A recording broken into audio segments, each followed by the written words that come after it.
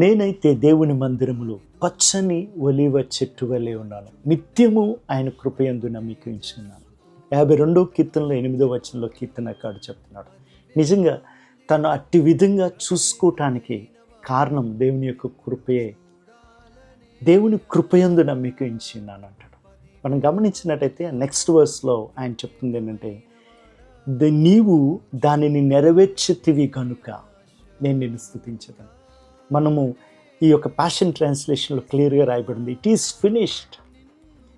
క్రీస్తు సిలువలో ఆ కేక వేశాడు, ముగించబడిందని. ఏంటంటే దూరస్థులమైన మనల్ని సమీపస్తులుగా చేశాడు. ఆయన మందిరములో మనల్ని నాటాడు. నిశ్చయముగా వర్ధిల్లుతాం. మనం వర్ధిల్లడి ఫలమిచ్చడి పచ్చని చెట్ల వల్ల మనం ఉన్నాం. అందుకే మనం కూడా ఆయన కృప ఎందే నమ్మిక ఉంచాలి. ఆమేన్. నేనైతే దేవుని మందిరములో